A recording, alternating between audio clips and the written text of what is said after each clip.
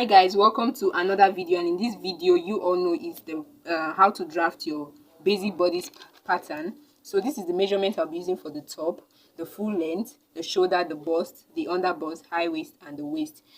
That's for the top measurement. And here is the calculations I did. So for the shoulder, I divided it by 2. Sorry for this mistake, is by 2. Then for the bust to the hips measurement is divided by 4. I'll make that corrections very soon. This is by 2. So going over, this is the full bodies that I drafted already. So I'm going to take you guys through the explanation because our video is going to be very long if I explain everything from scratch. So measurement. Now for the vertical measurement, like you all know, you take half measurement of the main material so that for rough edges and all of those stuff. So here is your bust point, which I marked first. Here is your under bust. Here is the 3 inches you take after your under bust to get your high waist, and here is your waistline, which is 21. Then the 1 inch extra for folding. So like I said, divide your measurements, your shoulder measurements by 2. So I did so here, and it gave me, here we have, let me bring the paper closer. Here we have shoulder measurement 14.5 divided by 2. I think, let me just make the corrections now. By 2 14.5 divided by 2 will give us 7.25. So some people that have this type of answers like this, what do you do? So now you put your tape 7.25, that would be 7.3 because I approximated the 5 to these 2 to make it 7.3. So that's why we have 7.3 here.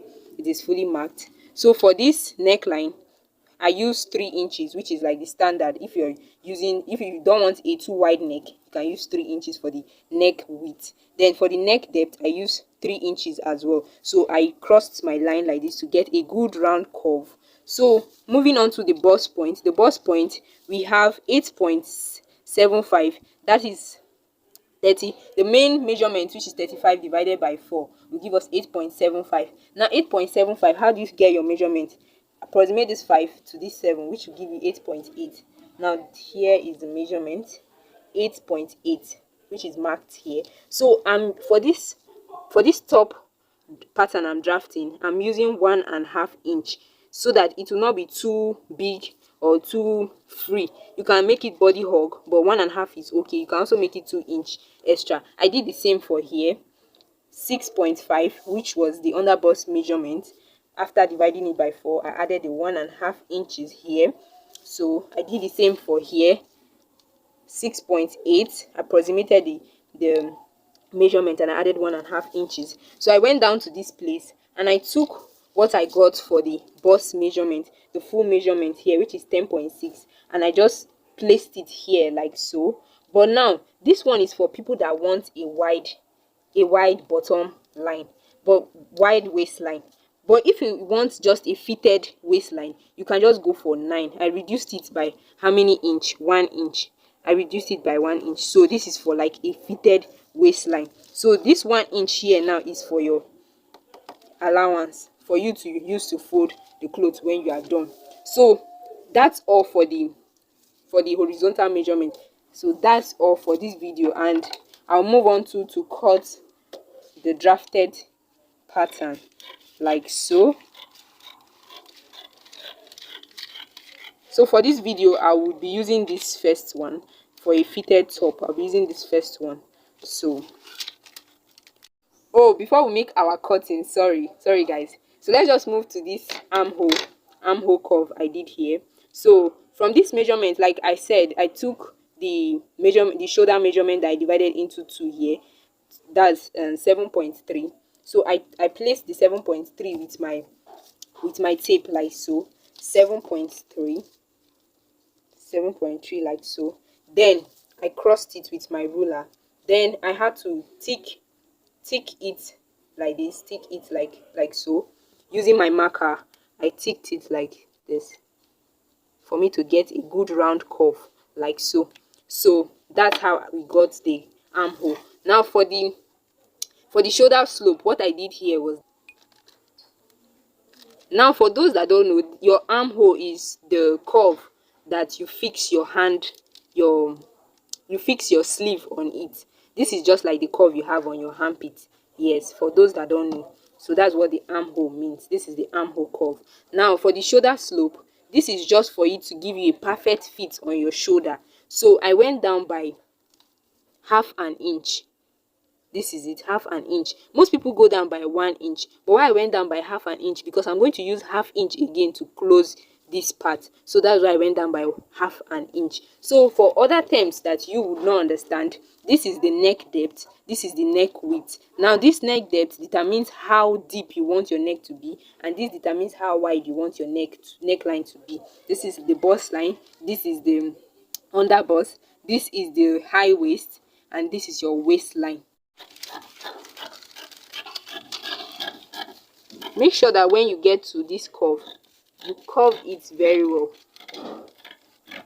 like so.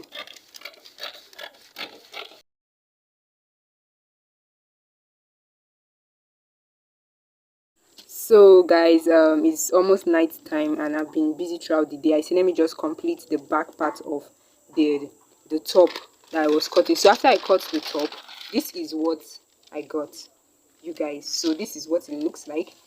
Everywhere it looks very neat.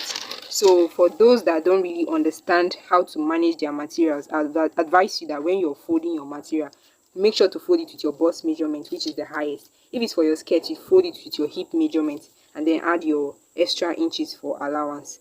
Then you can cut it off so you don't waste too many material. So this is the back part. Let's do that very quickly. So I added 1.5 inches. Most people add 1 inches to it for the zip allowance, but me, I added 1.5 inches because sometimes 1 inches doesn't work after folding and all of that. So for the neckline now, which is the most important part, I went down by 1.5 inches. You remember for the first part, that the front part, I went down by 3 inches, but here now we're going down by, which is the neck depth, I'll be going down by 1.5 inches, so that it will not be equal with this and it won't go down too much at the back. So that is why I went down by 1.5 inches. So for the wideness, make sure that it is equal like this. It starts from the where you place the material, where you place your front part, it starts from this allowance, it starts from this place. You give it a little bit of space like this, then it starts from this point of your 1.5 inch. Then you make sure that you align this neckline together and you can be able to cut it. So how easy this is when you have cut your front part, you only just to place it on this back part so that you can get a proper cutting for your back panel. So I'll be tracing it out so that we can get a nice cutting. So let me place everything well.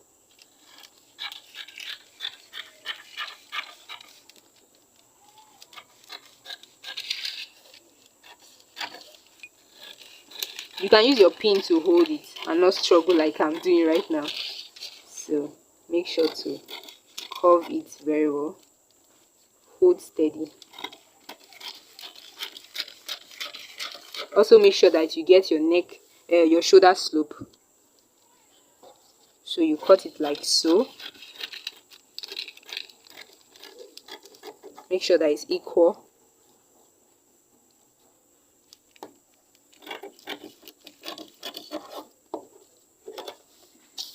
So this is it. So this is it, guys. The front and the back panel. So now when I open it, this is what it looks like. This is what it looks like. Now you see that this zip allowance is standing in the middle. This is the main body's measurement, but this is the 1.5 inches that will be closing with your zip. So that's all for this measurement, guys. That's all for the measurement.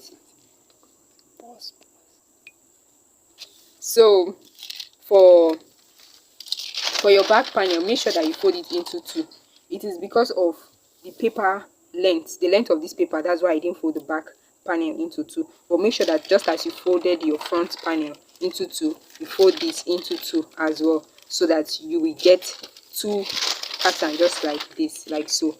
But the front side, there is no dividing of the front side, but for the back side, you will divide the back side so that you can fold it.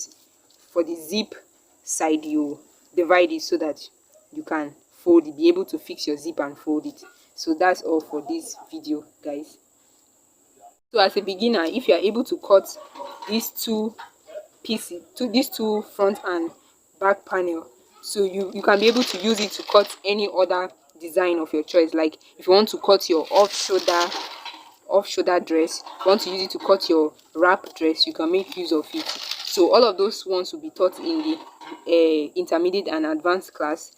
So like the saying goes, practice makes perfect. So make sure to practice everything that you are taught here so that you can be able to implement it in your day-to-day activities as a fashion designer.